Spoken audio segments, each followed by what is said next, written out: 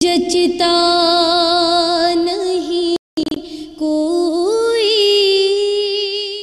औज़ु बिल्लाहि मिनश शैतानिर रजीम, बिस्मिल्लाहिर रहमानिर रहीम। रब्बी इश्रह ली सदरी व यस्सिर ली अमरी वहलुल उक़दतम मिन लिसानी यफ़क़हू क़ौली।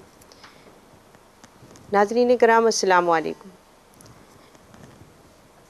हुज़ूर नबी करीम सल्लल्लाहु अलैहि वसल्लम की अज़वाज मुतहरात के हवाले से आज जिस मौजू पर हम बात करेंगे, जिस शख्सियत पर हम बात करेंगे, वो हज़रत सौदा बिन्त ज़मआ रज़ियल्लाहु ताला अन्हा की शख्सियत। हज़रत सौदा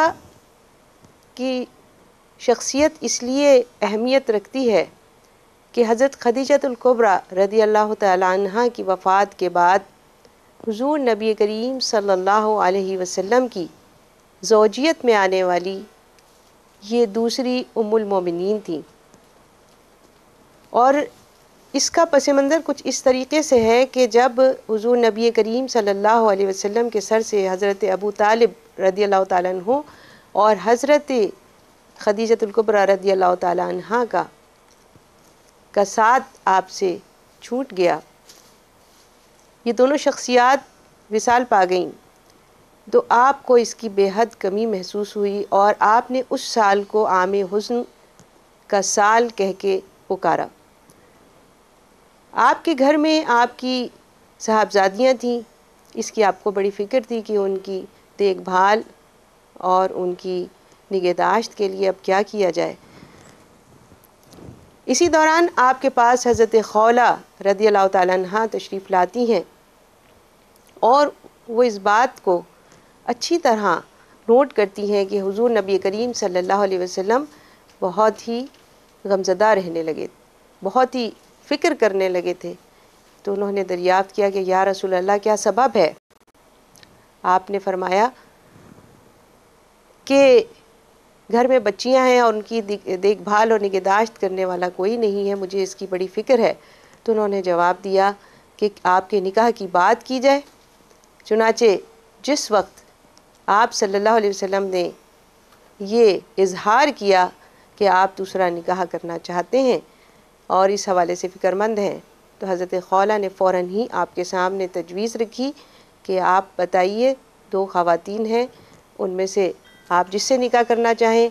एक सौदा है और दूसरी आयशा हैं, आयशा बिनते अबी बकर। आप रसूलुल्लाह सल्लल्लाहु अलैहि वसल्लम ने हज़रत खौला को हज़रत सौदा रज़ियल्लाहु ताला अन्हा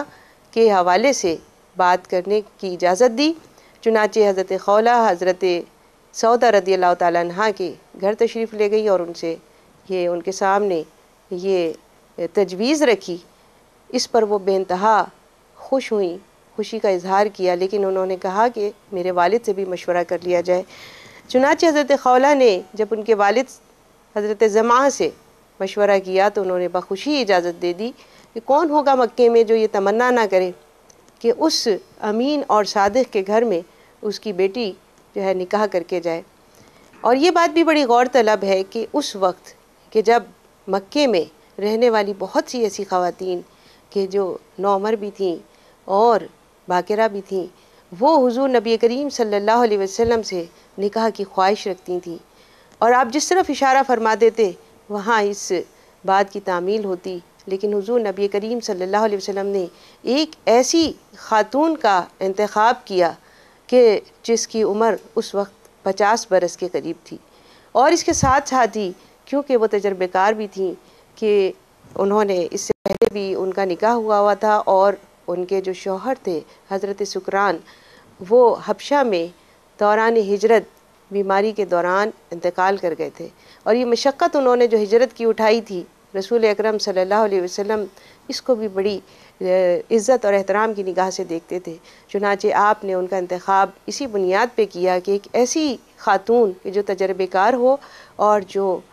उम्र के उस दर्जे पर हो कि उनकी बेटियों की, उनकी साहबजादियों की निगहदाश्त कर सके, उनकी तालीम और तरबियत में और उनकी देखभाल में हुज़ूर नबी करीम सल्लल्लाहु अलैहि वसल्लम की मदद कर सकें। और इसके बाद हज़रत सौदा रज़ियल्लाहु ताला अन्हा नबी करीम सल्लल्लाहु अलैहि वसल्लम की ज़ौजियत में आ गई और उन्होंने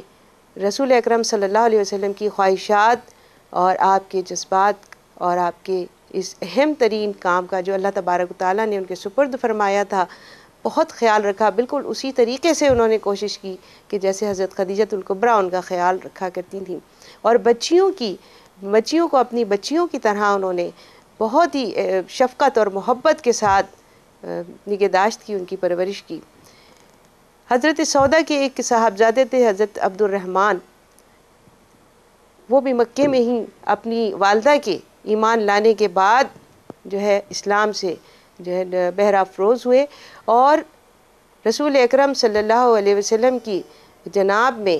اکثر وہ حضور نبی کریم صلی اللہ علیہ وسلم سے اسلامی تعلیمات سے فیضیاب ہوا کرتے تھے، اور اس کے بعد انہوں نے جنگ جلولہ میں بھی جو ہے شرکت کی اور اسی میں شہادت پائی۔ حضرت سودا رضی اللہ تعالیٰ عنہ ہجرت کر کے نبی کریم صلی اللہ علیہ وسلم کے پاس مدینہ منورہ پہنچیں، اور وہاں پر حضور نبی کریم صلی اللہ علیہ وسلم نے ان کے لیے حجرہ جو تعمیر کروایا اس میں انہوں نے قیام کیا۔ حضرت سودا قد وقامت کے لحاظ سے انتہائی طویل القامت تھیں اور تھوڑی سی فربہ اندام تھیں،